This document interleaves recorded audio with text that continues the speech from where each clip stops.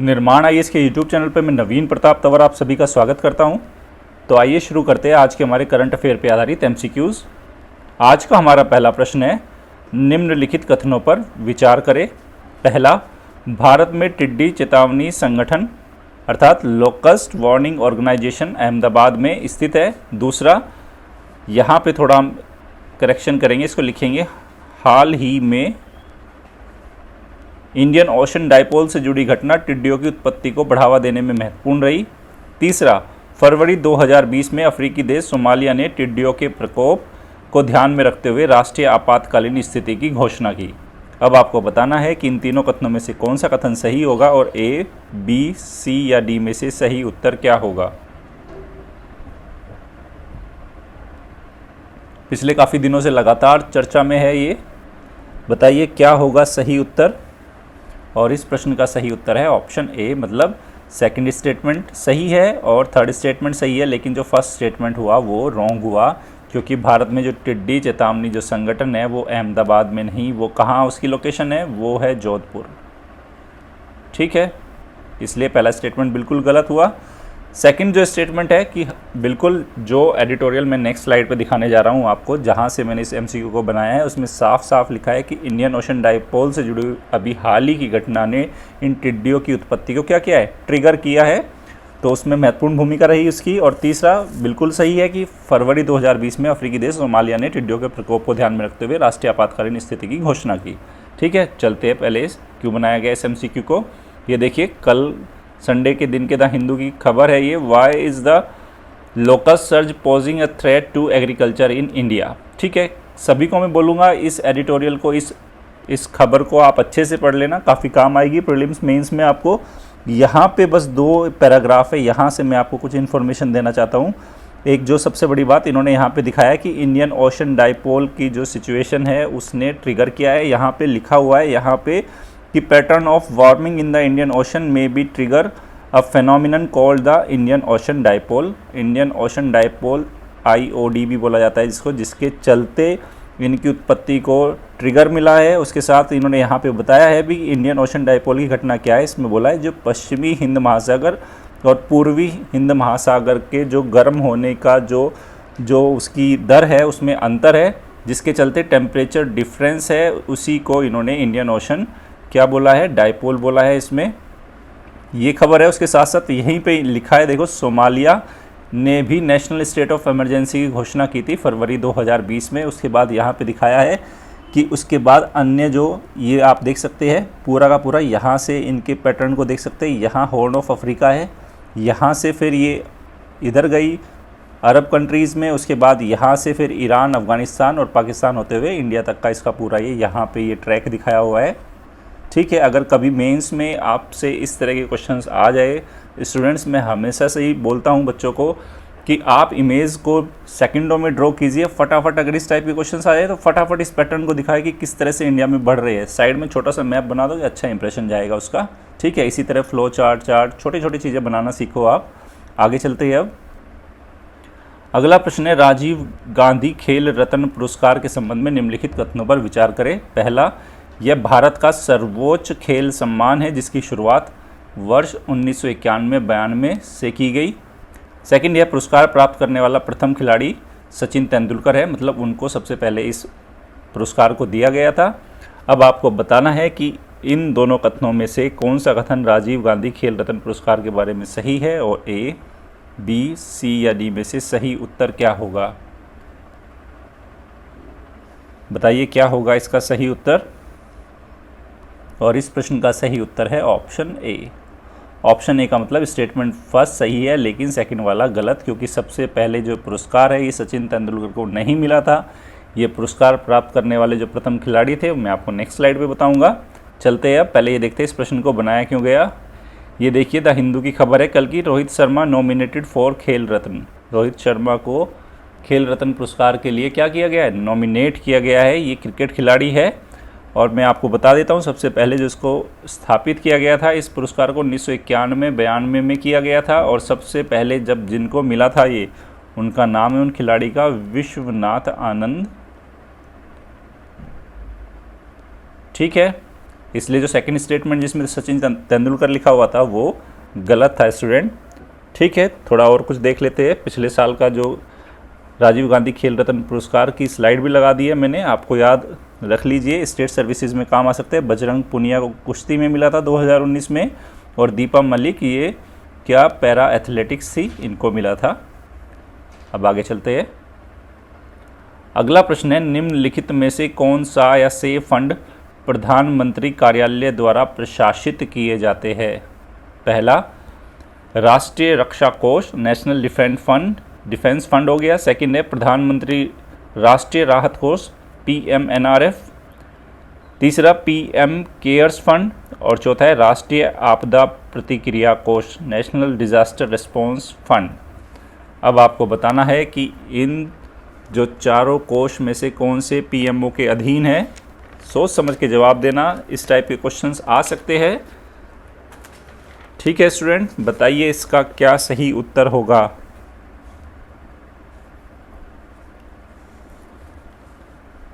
सही उत्तर बताइए।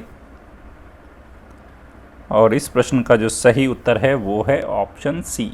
ठीक है, ऑप्शन सी का मतलब जो राष्ट्रीय रक्षा कोष, सेकंड प्रधानमंत्री राष्ट्रीय राहत कोष, अब ये चर्चा में चल रहा है ये भी, और PM केयर्स फंड, ये तीनों ही PMO के अधीन है। उसके बाद जो चौथा है वो राष्ट्रीय आपदा प्रतिक्रिया कोष है, ये आप सेंट्रल गवर्नमेंट के अधीन है, और विशेष रूप से जो गृह मंत्रालय इसको एडमिनिस्टर करता है, मैनेज करता है, कहाँ जा रहा है कैसे जा रहा है, इसलिए पहले 3 सही है। ठीक है, तो A, B, C या D में से सही उत्तर हमारा क्या हुआ? C इसका सही उत्तर हुआ। अब ये देखते हैं इस प्रश्न को क्यों बनाया गया, और इसको प्रीलिम्स के लिए इम्पोर्टेंट भी नोट करेंगे। ठीक है, चलते आगे, देखते क्यों बनाया गया इस प्रश्न को।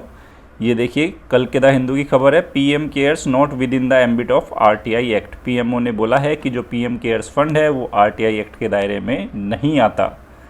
ठीक है, अब ये इसका फुल फॉर्म क्या है, जैसे कि आप जानते हैं, prime minister citizens assistant and relief in emergency situation fund, PM cares fund नाम है इसका। ये देखिए, अब थोड़ा सा, क्योंकि काफ़ी चर्चा में है इन दिनों, विवाद में भी है कि PM केयर्स और PM नेशनल रिलीफ फंड कि जब पहले से ही हमारे पास एक फ़ंड था, प्रधानमंत्री राष्ट्रीय राहत कोष था, तब हमें PM केयर्स को स्थापित करने की ज़रूरत क्यों पड़ी। इन दोनों का एक बार कंपैरिजन देख लेते हैं। प्रीलिम्स में हो सकता है कहीं ना कहीं ये हमारे काम आ जाए। ओके, अब ये देखिए, पहला कि PMNRF was established more than 70 year ago, मतलब आज से लगभग 70 साल पहले इसको स्थापित किया गया था।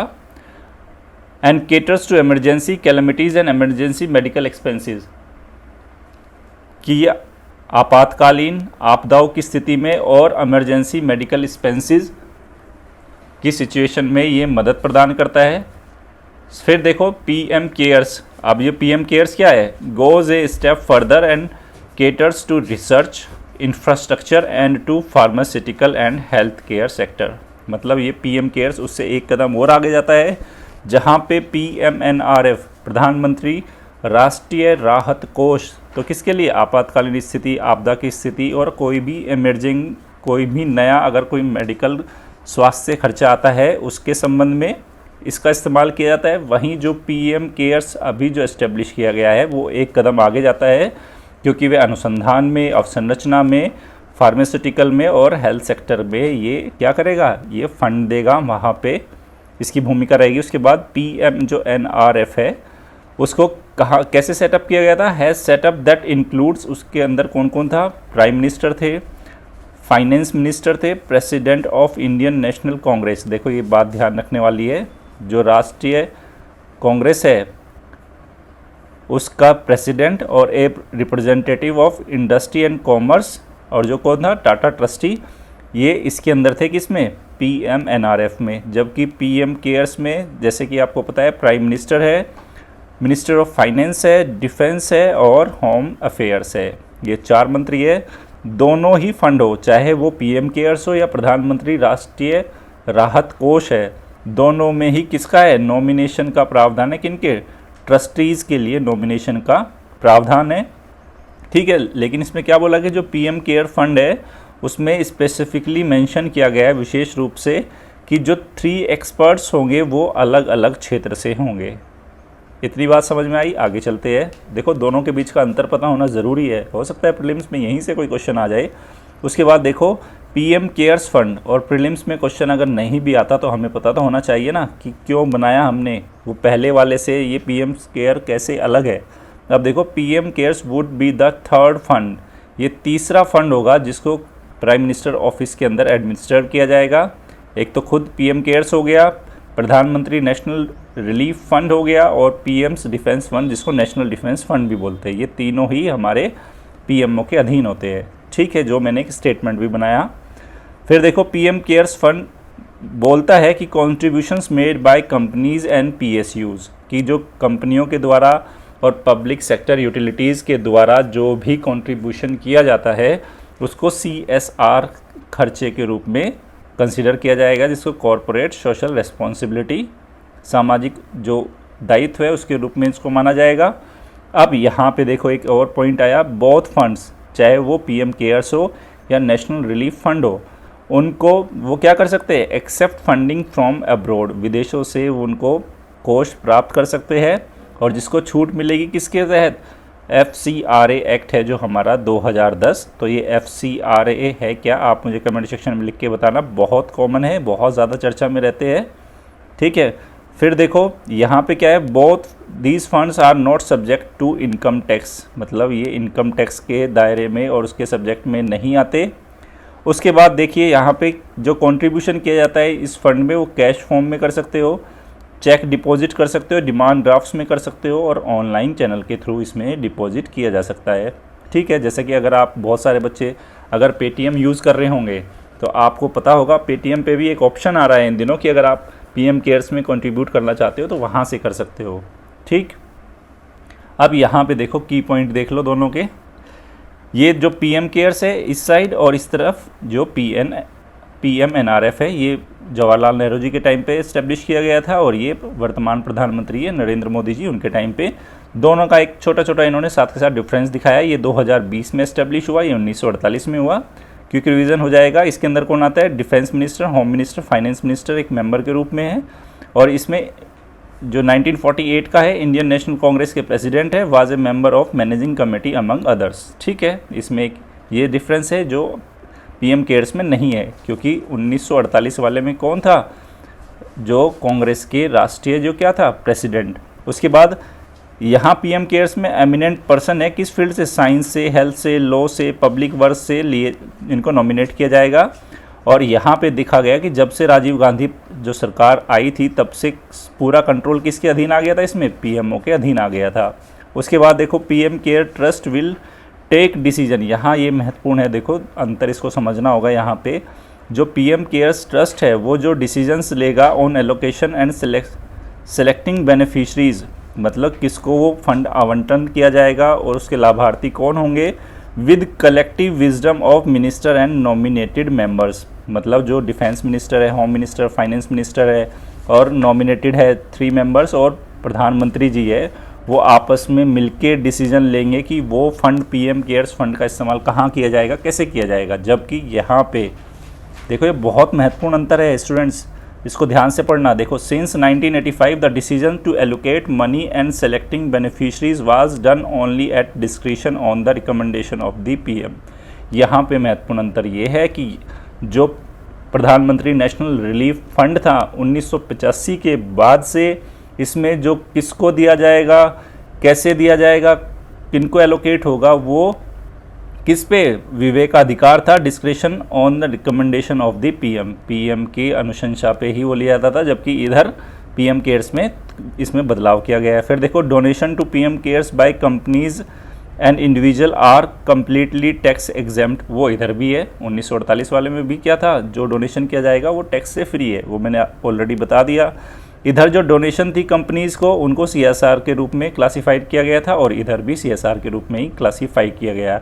एक जो महत्वपूर्ण अंतर है देखो ये लास्ट वाला है, इसको समझेंगे। इसमें देखा गया कि जो पीएम केयर्स फंड है अभी तक उसमें सरकार ने नहीं बताया कि इसको कौन ऑडिट करेगा, इसके फाइनेंशियल अकाउंट्स को। जबकि इधर क्या है, कैग इसको क्या करता है, accounts not audited bye controller and auditor general. तो इधर भी क्या है, कैग द्वारा उनको ऑडिट नहीं किया जा रहा और इधर अभी क्लैरिटी नहीं आई। ठीक है, तो यहाँ पे एक वेग सिचुएशन बनी हुई है और अभी जो रिसेंटली आया है कि ये आरटीआई के दायरे में पीएमओ ने बोला है कि इस फंड को नहीं रखा जाएगा। ठीक है, पीएम केयर्स। लास्ट वाला भी ध्यान से पढ़ेंगे। देखो फिर से बोल देता हूँ, no clarity from Modi government yet on who will audit PM Cares financial account. और इधर जो नेशनल रिलीफ फंड में क्या बोला है, accounts not audited bye controller and auditor general of India, मतलब इनको नॉट ऑडिटेड है, ये कैग द्वारा नॉट ऑडिटेड, ये ध्यान रखेंगे हम। चलते आगे। अगला प्रश्न है इंडियन नेशनल सुपर मॉडल, ठीक है, के संबंध में निम्नलिखित कथनों पर विचार करें। पहला, इंडियन नेशनल सुपर मॉडल को स्वास्थ्य एवं परिवार कल्याण मंत्रालय द्वारा लॉन्च किया गया। दूसरा, यह मॉडल गणितीय और सांख्यिकीय पूर्व अनुमानों, मतलब मैथमेटिकल एंड स्टैटिस्टिकल जो एस्टिमेशंस है, फोरकास्ट है, उनको इंटीग्रेट करेगा, एकीकृत करेगा, जिससे कोविड-19 के प्रसार के संभावित प्रभावों की भविष्यवाणी करने में मदद मिलेगी। अब आपको बताना है कि इन दोनों कथनों में से कौन सा कथन इंडियन नेशनल सुपर मॉडल के बारे में सही है, ए, बी, सी या डी, बताइए आप। कौन सा सही उत्तर है?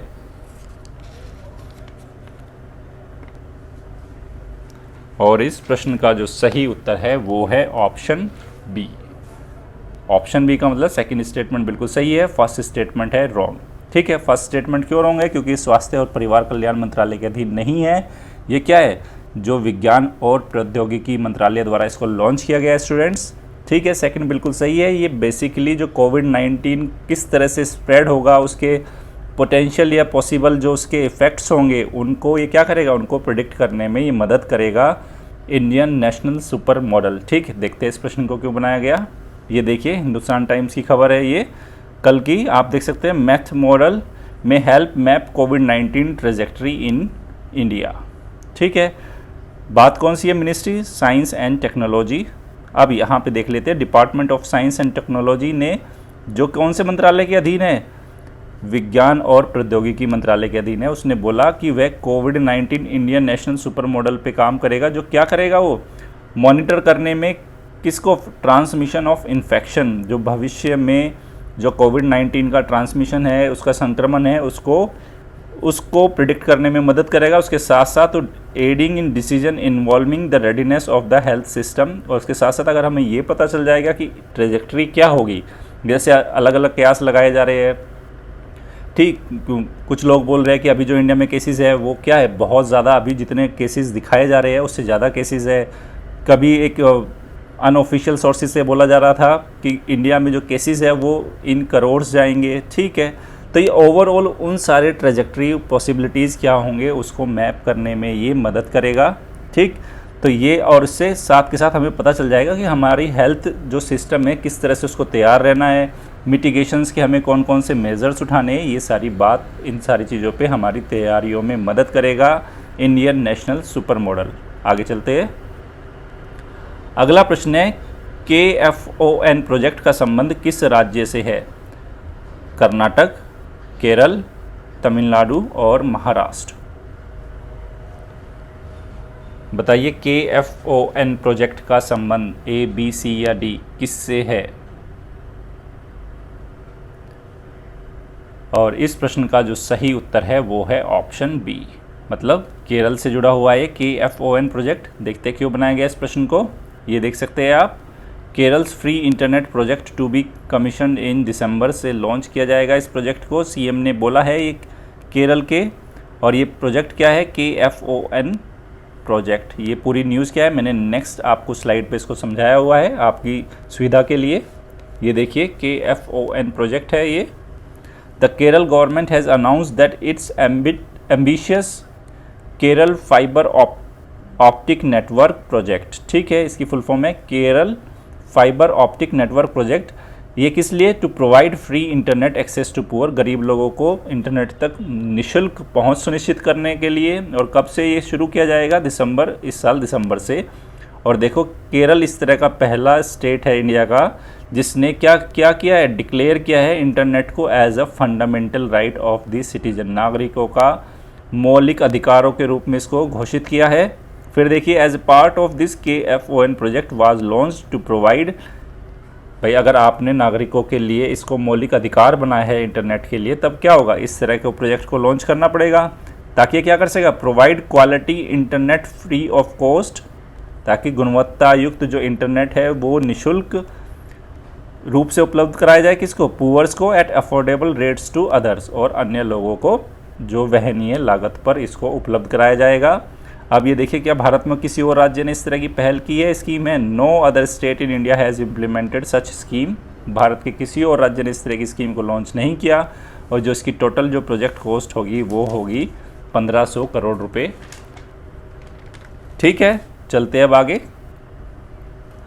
अगला प्रश्न है, हाल ही में चर्चा में रहे D10 क्लब के संबंध में निम्नलिखित कथनों पर विचार करें। पहला, यह 10 लोकतांत्रिक देशों का एक प्रस्तावित समूह है जो G7 देश एवं भारत, ऑस्ट्रेलिया और दक्षिणी कोरिया से संबंधित है।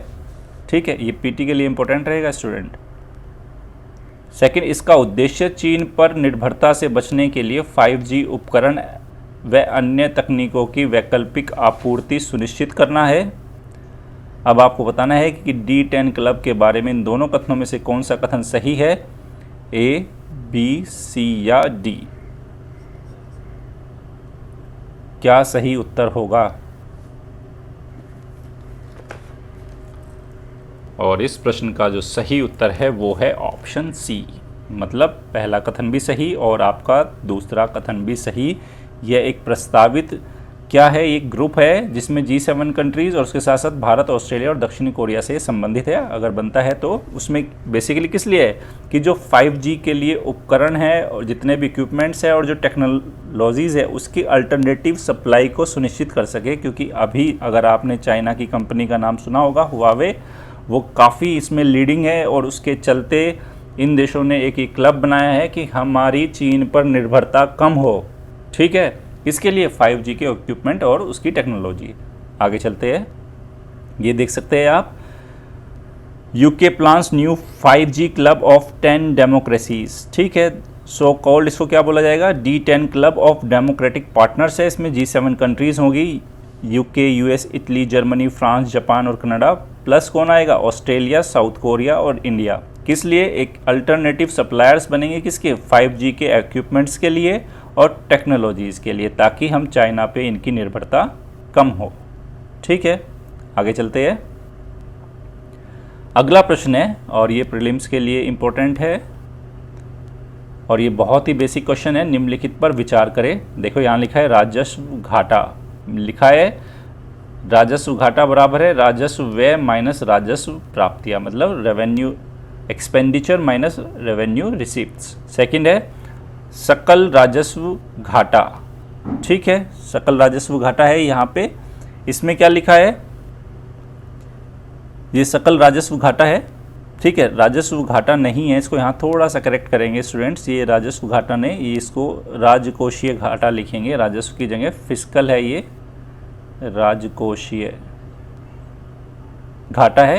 कुल खर्च माइनस राजस्व प्राप्तियाँ प्लस गैर ऋण सृजित करने वाली पूंजीगत प्राप्तियाँ। तीसरा है सकल प्राथमिक घाटा, ग्रॉस प्राइमरी डेफिसिट, ये बराबर है सकल राजस्व घाटा माइनस कुल ब्याज देयताएं।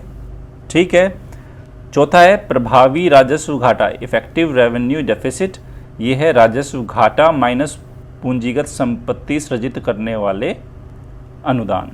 अब आपको बताना है इन चारों में से कौन सा सही है फॉर्मूला, और A, B, C या D में से सही उत्तर क्या होगा। सोच समझ के जवाब देना आप लोग, क्या होगा सही उत्तर। और इस प्रश्न का जो सही उत्तर है वो है ऑप्शन सी। ऑप्शन सी का मतलब क्या हुआ, पहला स्टेटमेंट सही है, उसके साथ साथ दूसरा स्टेटमेंट सही है, चौथा स्टेटमेंट सही है, लेकिन जो तीसरा स्टेटमेंट गलत हुआ, क्योंकि जो तीसरा स्टेटमेंट इसमें क्या लिखा हुआ है, जो सकल प्राथमिक घाटा है वो किसके बराबर होता है, सकल राजस्व घाटा ये यहाँ राजस्व नहीं आएगा, उसमें क्या आ जाएगा, मैं यहाँ पे लिख देता हूँ सकल प्राथमिक घाटा। किसके बराबर होगा ये लिख देता हूँ मैं, सकल राजकोषीय घाटा माइनस कुल ब्याज देयताएं। ठीक है, ये fiscal gross fiscal deficit minus है यहाँ पे, जबकि क्या था, ये रेवेन्यू डेफिसिट है। ठीक है ना, तो इसलिए क्या हुआ, तीसरा स्टेटमेंट इसमें जो फॉर्मूला था ये गलत था। ठीक है, ये चारों घाटे आप याद रख लेना, बड़े कॉमन से सिंपल से प्रीलिम्स में आ भी सकते हैं। अब महत्वपूर्ण ये है कि ये प्रश्न बनाया क्यों गया, चलते हैं। ये देखिए इंडियन एक्सप्रेस की खबर है, ये fiscal deficit widens to 4.6% of GDP in financial year 2020। तो ये कितना हो गया, 4.6 हो गया। देखो क्या लिखा है, this was the highest level of deficit for the centre since financial year 2013, मतलब वर्ष 2013 के बाद से सबसे बड़ा ये डेफिसिट है। ठीक है, तो और ये कितना है, 4.6। तब हमारे लिए महत्वपूर्ण हो जाता था कि ये सारे डेफिसिट को देखें हम, रेवेन्यू डेफिसिट क्या होता है, उसके साथ साथ फिर फिस्कल डेफिसिट ये देखा हमने, फिर हमने क्या देखा, प्राइमरी डेफिसिट देखा और इफेक्टिव रेवेन्यू डेफिसिट जिसको ईआरडी भी बोलते हैं। तो ये चारों फॉर्मूले आप याद कर लेना। उम्मीद कर रहा हूँ कि आपकी इकोनॉमी की नोटबुक में भी ये ज़रूर लिखा होगा। ठीक है, रिवाइज करते रहना, इस तरह के फॉर्मूलेज बार बार देखने पड़ते हैं इनको। आगे चलते हैं। अब अगला प्रश्न है 2019 LD2 जो हाल ही में चर्चा में रहा। पहला, ये हाल ही में खोजा गया एक ग्रह है। दूसरा, इसकी खोज नासा द्वारा वित्त पोषित एटलस के द्वारा की गई। अब आपको बताना है 2019 LD2 के बारे में A, B, C या D में से सही उत्तर क्या है।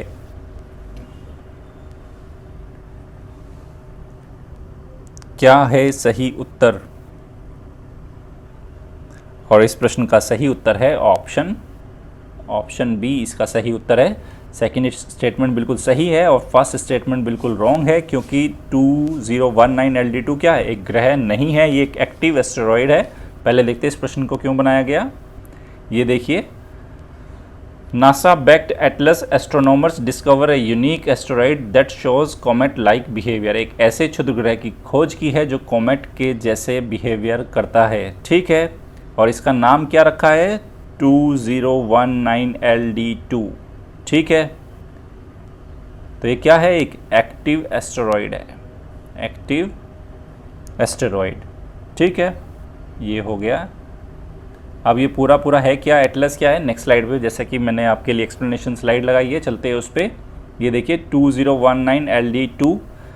अब ये देखिए, astronauts have recently discovered a rare space object जिसका नाम है 2019 LD2। और ये ऑब्जेक्ट कैसा दिखता है, ये एस्टेरॉइड्स और कॉमेट दोनों के जैसा दिखता है। एस्टेरॉइड को क्षुद्र ग्रह और कॉमेट को हिंदी में क्या बोलते हैं, आप मुझे कमेंट सेक्शन में लिख के बताना। कन्फ्यूज़न है इसलिए मैं एस्टेरॉइड और कॉमेट ही बोलूँगा इसको। अब ये देखिए, new space object is called active asteroid. इसको क्या बोला गया है, 2019 LD2 को एक्टिव एस्टेरॉयड बोला गया है। और एक्टिव एस्टेरॉयड्स क्या होते हैं, आर सेलेस्टियल बॉडी, ऐसे ब्रह्मांडीय खगोलीय पिंड होते हैं जो किसके जैसे लगते हैं, look like comet and have asteroid like orbit. मतलब जो इनकी ऑर्बिट है वो तो एस्टेरॉयड जैसे होते हैं और जो दिखने में कैसे होते हैं, कॉमेट। इनको बोला जाता है एक्टिव एस्टेरॉयड। ठीक है, ऐसा पहला जो एक्टिव एस्टेरॉयड था वो डिस्कवर्ड वाज, क्या नाम था, एल्स्ट पिज़ारो। उसके बाद देखिए इसमें क्या है, it has an orbit like asteroid and a tail like comet. Comet की जैसी इसकी टेल होती है और इसकी ऑर्बिट है एस्टेरॉयड जैसी। ठीक है, और किसका है, ये अपने ऑर्बिट को किससे शेयर कर रहा है, जुपिटर से। उसके बाद किसने डिस्कवर किया इसको, asteroid terrestrial impact last alert system, ये एटलस है, इसके द्वारा इसको किया गया। इस एटलस को किसने डेवलप किया, ये यूनिवर्सिटी ऑफ हवाई, और इसको फंड कौन दे रहा है, नासा। ये हो गया 2019 LD2। आगे चलते हैं। अब ये देखिए, एस्टेरॉयड और कॉमेट के बारे में एक डिफरेंस के लिए मैंने स्लाइड लगा दी। ठीक है, आप देख सकते हैं एस्टेरॉयड वर्सेस कॉमेट दिखाया हुआ है यहाँ पे। देखिए, the main difference between asteroid and जो कॉमेट होता है उनके कंपोजिशन के आधार पे होता है, जिससे वो बने हुए हैं, मतलब किस पदार्थ से, किस मैटर से बने हैं वो। आप देख सकते हैं जो एस्टेरॉयड्स होते हैं वो made of metals and Rocky material, वो मेटल से, धातुओं से और जो रॉकी चट्टानी पदार्थ से बने होते हैं, जबकि कॉमेट्स किससे बने होते हैं? आइस से, डस्ट से और रॉकी मटेरियल से बने होते हैं ये भी। तो इसमें आइस महत्वपूर्ण हो गई।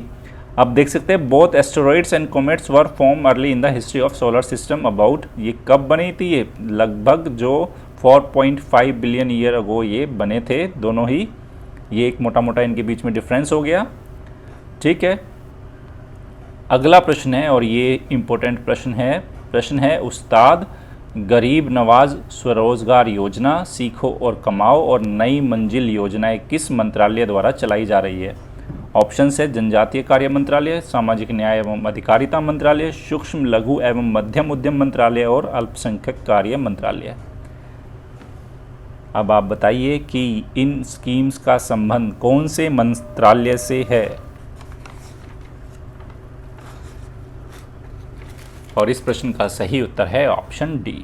ऑप्शन डी का मतलब क्या हुआ? अल्पसंख्यक कार्य मंत्रालय से संबंधित है उस्ताद योजना, गरीब नवाज स्वरोजगार योजना, सीखो और कमाओ योजना और नई मंजिल योजनाएं। ठीक है, ये प्रश्न क्यों बनाया गया देखते हैं।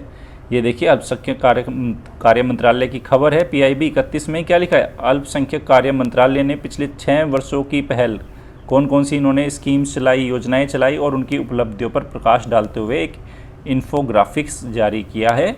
ठीक है, और इसी में इन सारी योजनाओं का जिक्र है। कौशल विकास, रोजगार और रोजगार के अवसर पर हुनर हाट, प्रधानमंत्री जन विकास कार्यक्रम, शैक्षणिक सशक्तिकरण के लिए क्या लॉन्च किया, वक्फ जो संपत्ति है उनके उपयोग के लिए क्या किया गया, ये सारा का सारा इसमें दिखाया गया है, जिसमें से एक स्लाइड मैंने आपके लिए लगाई है। देख सकते हैं कौशल विकास और रोजगार के अवसर के लिए इन्होंने क्या दिखाया, यहाँ पे देख सकते हैं उस्ताद गरीब नवाज स्वरोजगार योजना, सीखो और कमाओ योजना, नई मंजिल आदि स्वरोजगार परक कौशल विकास योजनाएं चलाई गई, जिनके चलते पिछले 6 सालों में 10 लाख से ज़्यादा अल्पसंख्यकों को रोजगार परक कौशल और रोजगार के मौके उपलब्ध कराए गए और इनमें से जो 50% से अधिक जो लड़कियां शामिल रही। ये एक महत्वपूर्ण बात है और मंत्रालय है अल्पसंख्यक कार्य मंत्रालय।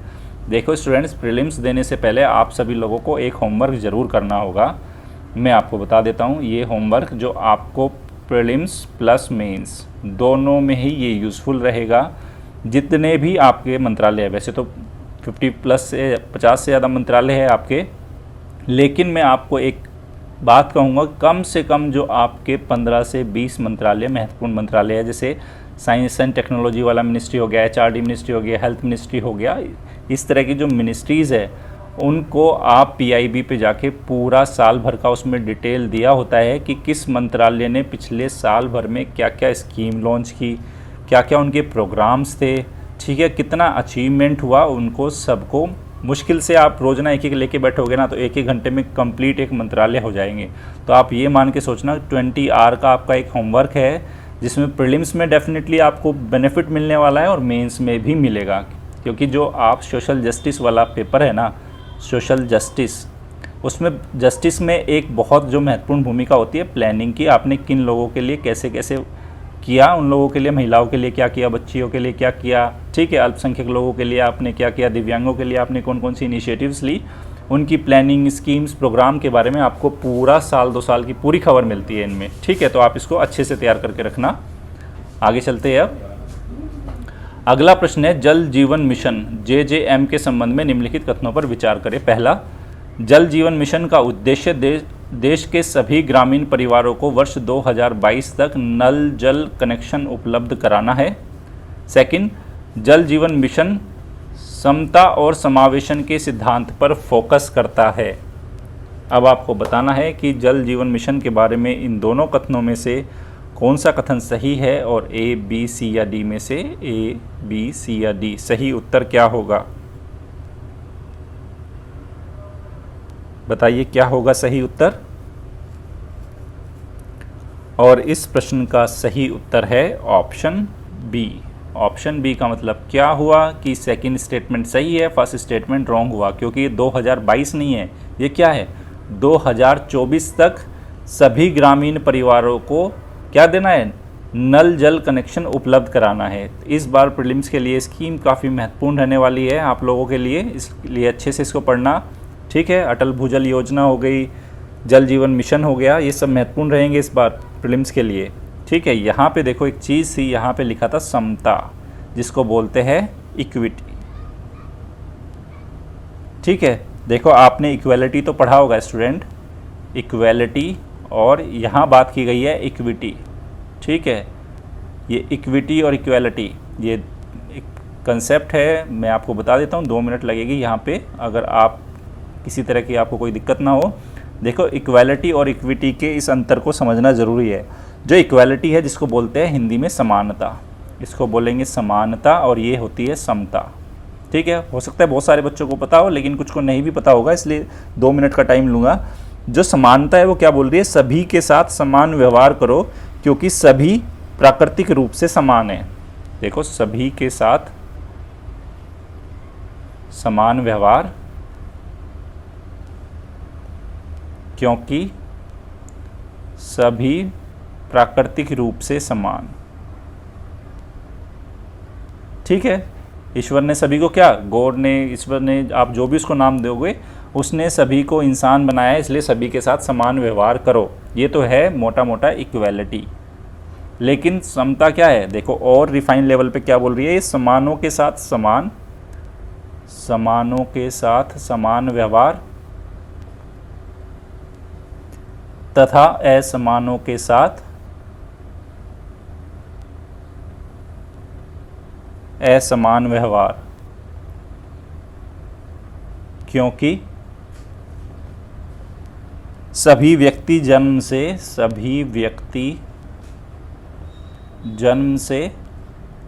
समान नहीं होते। जैसे हो सकता है भैया कुछ जन्म से ही कुछ बौद्धिक रूप से कुछ बच्चे ऐसे होते हैं इनका बौद्धिक विकास नहीं हो पाता, शारीरिक उनके साथ क्या होती है, निर्बलताएं कुछ जुड़ी हुई होती है, बौद्धिक या शारीरिक निर्बलताएं हो सकती है। तो इसलिए क्या करना है, तो आप जो इक्वल है उन्हीं के साथ तो बराबर का व्यवहार करोगे ना। अगर सपोज करो एक फिजिकली फिट है बचपन से, लेकिन एक के साथ फिजिकली कोई प्रॉब्लम है, ठीक है, तब आप उनके साथ कैसे समान व्यवहार कर सकते हो। तो इक्विटी बोलती है जो समान है उनके साथ समान व्यवहार करो, लेकिन जो असमान है आप उनके साथ असमानतापूर्ण उनके साथ व्यवहार करना होगा। मतलब अगर एक फिजिकली एक्टिव है और बचपन से ही कोई बच्चा या कोई इंसान, और एक के साथ बचपन में किसी के साथ कोई फिजिकल प्रॉब्लम है, तब आप ये बोलो कि जो बचपन से फिजिकल एक्टिव है और दूसरे के साथ फिजिकल कोई प्रॉब्लम है, तब दोनों को आप इक्वल नहीं मान सकते। जो फिट है उनके लिए अलग मानदंड होंगे और जो बचपन से फिजिकली किसी प्रॉब्लम को वो फेस कर रहे हैं उनके लिए अलग मानदंड होंगे। तो इन के लिए अलग मानदंड और इनके लिए अलग मानदंड। ठीक है, ये बात कह रही है इक्विटी। तो जो हमारा जल जीवन मिशन है ना, वो समता की बात करता है। समता और समावेशन क्या है, इंक्लूजन। तो इक्विटी और इंक्लूजन के सिद्धांत पर फोकस करता है। देखो यूपीएससी इस साल बेसिक पॉलिटी पे क्वेश्चन जाकर पूछ रहा है, पहले ही बता रहा हूँ। एनसीईआरटी बहुत अच्छे से पढ़ लेना, ठीक है, जिसमें 9, 10, 11, 12, ठीक है, जो भी बेसिक कंसेप्ट मिले, जस्टिस क्या होता है, ठीक है, राइट क्या होता है, ठीक है, लॉ क्या होता है, ये सारी चीज़ें, ड्यूटी क्या होती है, ये बेसिक क्वेश्चन आ रहे हैं यूपीएससी में। इनको ये एनसीईआरटी में सारे जवाब है, तसल्ली से पढ़ना। और एक क्वेश्चन इस साल भी आएगा, ठीक है ना। अगर प्रीवियस ईयर क्वेश्चन नहीं देखते ना तो देखना शुरू करो उनको एक बार। अब चलते आगे।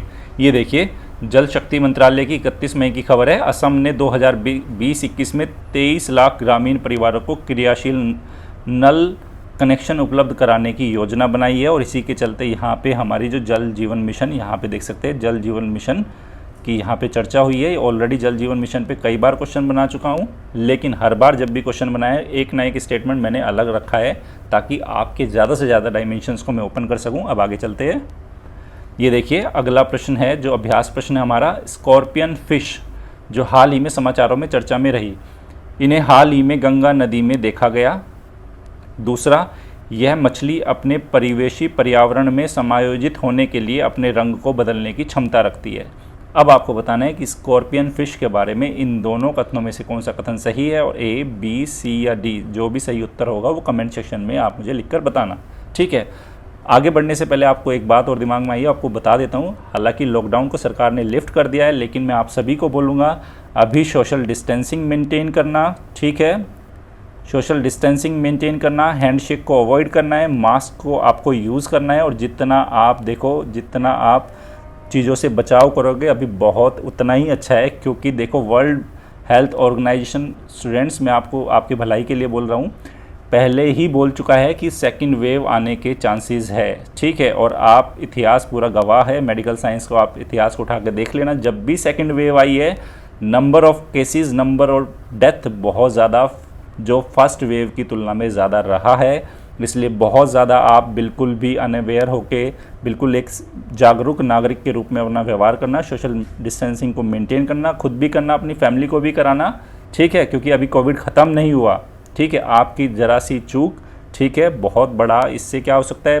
काफ़ी मुश्किलें पैदा हो सकती है, आप उससे बच के रहना। लॉकडाउन हटा है, सरकार ने इकोनॉमिक एक्टिविटी को रिवाइव करने के लिए किया है, लेकिन उसके चलते आपको हेल्थ का भी ध्यान रखना होगा, ठीक है। आप सभी से मेरी ये गुजारिश है, अपना ख्याल रखना, अपने परिवार का भी ख्याल रखना। आगे चलते हैं अब ये देखो 30 मई को अभ्यास प्रश्न था, संतृप्त वसा मतलब वसा है सैचुरेटेड फैट और असंतृप्त वसा अनसैचुरेटेड फैट के संबंध में निम्नलिखित कथनों पर विचार करें। पहला इसमें था स्वास्थ्य के संदर्भ में सैचुरेटेड फैट अनसैचुरेटेड फैट की तुलना में अधिक उपयोगी होती है, नहीं, ठीक है। अनसैचुरेटेड फैट अच्छी होती है स्वास्थ्य के लिए, अनसैचुरेटेड फैट क्या है, ये गुड है, ठीक, ना कि सैचुरेटेड। पहला स्टेटमेंट गलत हुआ। सेकंड स्टेटमेंट बिल्कुल, असंतृप्त वसा में जो दोहरे बंध पाए जाते हैं तथा उनमें अन्य हाइड्रोजन परमाणु जोड़े जा सकते हैं, जबकि संतृप्त वसा के अंदर क्या है, यहाँ पे क्या लिखा है, संतृप्त वसा में हाइड्रोजन परमाणु जोड़ने की जो संभावनाएं क्या नहीं होती, ठीक है ना, ये बात की गई है यहाँ पे। तो जो सेकंड स्टेटमेंट था वो हमारा क्या है, वो सही है। फिर से मैं बता देता हूँ, जो अनसैचुरेटेड फैट में दोहरे बंध डबल बॉन्ड पाए जाते हैं, ठीक है, उसमें यानी कि क्या कर सकते हो आप, उनमें हाइड्रोजन परमाणु जोड़े जा सकते हैं, जबकि सैचुरेटेड फैट में हाइड्रोजन परमाणु जोड़ने की संभावनाएं नहीं होती। तो ये सेकंड स्टेटमेंट सही हुआ, तो उत्तर क्या हुआ, बी। कुछ के सही जवाब आए, कुछ के गलत आए, कोई बात नहीं, प्रीलिम्स से पहले लाख गलतियां माफ़ है। प्रीलिम्स के दिन गलती का मतलब क्या है, एग्ज़ाम से बाहर होना। खूब सीखिए, मैं पहले से ही बोल चुका हूँ, बायोटेक्नोलॉजी इस बार इंपॉर्टेंट सेगमेंट रहेगा यूपीएससी प्रीलिम्स में, काफ़ी अच्छे खासे क्वेश्चन आएंगे, तो अच्छे से इसको तैयार करना। ओके स्टूडेंट्स, अपना ध्यान रखना। निर्माण आईएएस की daily current affair based MCQ की आज की सीरीज़ यहीं समाप्त होती है। अगर आपको हमारी ये पहल पसंद आ रही है तो हमारे यूट्यूब चैनल को लाइक कीजिए, शेयर कीजिए और सब्सक्राइब कीजिए। धन्यवाद।